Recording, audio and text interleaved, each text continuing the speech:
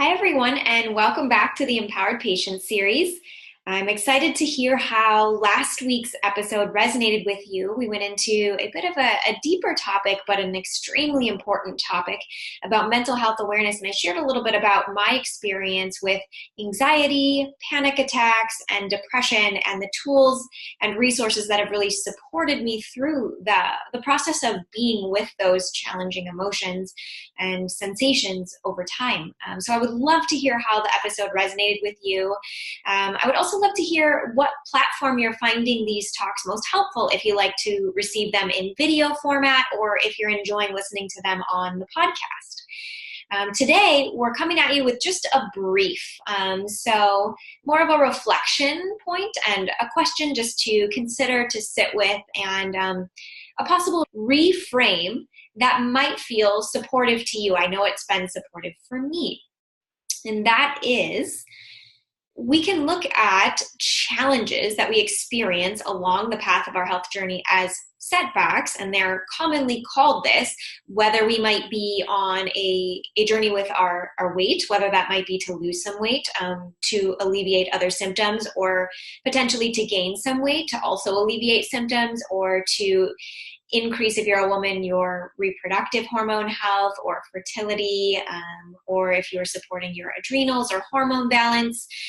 Most all of us are working on something when it comes to our health and well-being, not just in the physical dimension, but also working on things emotionally, mentally, or even in spirituality, in the realm of spirituality. So working on alignment with our highest good and our purpose as we're walking the planet.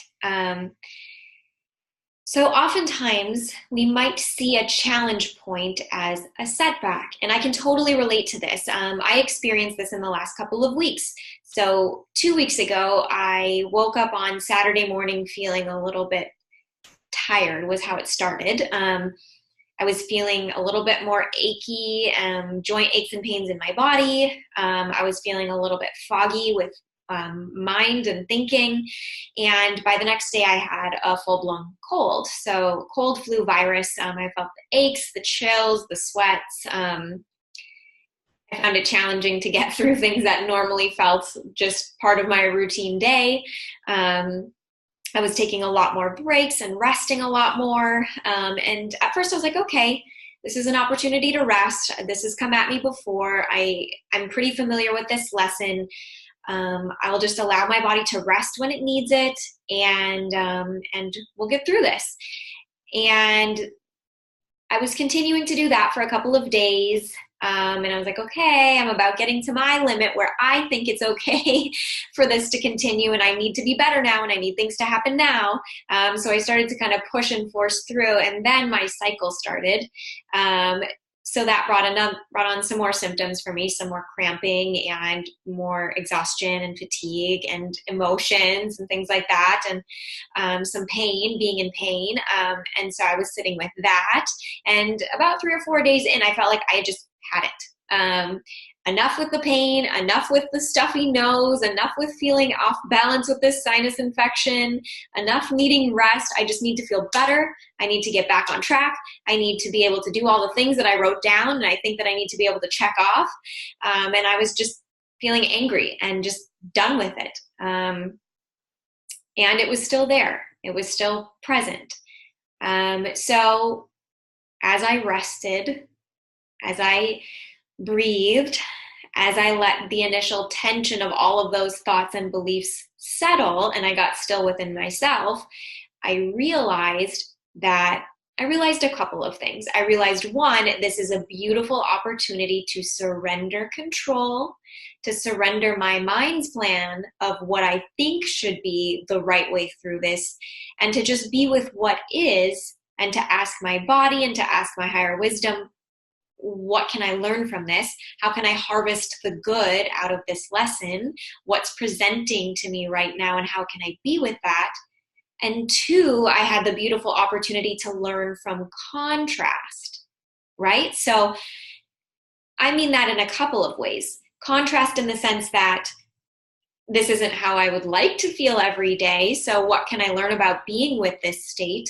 And also, as I look at my whole trajectory of healing and this healing journey that I've been on over the last 4 years, how can I see my growth and my progress through this small set point or opportunity to reflect? So for me, I realized, wow, yeah, I am experiencing some of those old symptoms. I am experiencing some of that chronic low back pain that I had in the beginning, and more severe stages of adrenal fatigue. I am experiencing some of the blood sugar dysregulation and the reactive hypoglycemia again. I am experiencing some of the anxiety and the heart palpitations that go with that. I am experiencing a little bit more challenge with my menstrual cycle this time around than I have in the past couple of months. So what can I learn from that? How can I step back from the blaming and the judgment and the criticism of that and just be with the learning lessons? So as I did this practice with myself, what I realized was, yes, these things are presenting themselves, but certainly not as severely as they had in the beginning of my healing journey with adrenal fatigue and hormone imbalance. And I felt much more confident in being with those symptoms and working through them. I felt much more in trust with my body, not completely in trust. As I mentioned, there were times where I felt impatient and like this should be over by now, and like I needed to get back to work and get back to tasking and checking things off my to-do list. However, as I zoomed out, I realized, oh, in the past, when I had reactive hypoglycemic episodes, I felt completely panicked, completely out of control, like I needed to go to the emergency room because I felt out of my body and spacey and not sure if I was dreaming or awake, and my body was trembling and I was sweating. And as those sensations were present this time around, I realized, oh, my body just needs some fuel. More specifically, it really needs some protein. And I was able to look back at the last couple of weeks and realize that as I had a cold and I was in some pain from my menstrual cycle, that I wasn't eating as much as I normally would to fuel my body. And I wasn't eating as many nutrient-rich sources of protein, specifically animal protein, which really seems to support and nourish my body. So I did my best to stop what I was doing and to honor that. I went and bought some animal sources of protein to have in the fridge throughout the week. I ate some right away and felt better shortly thereafter.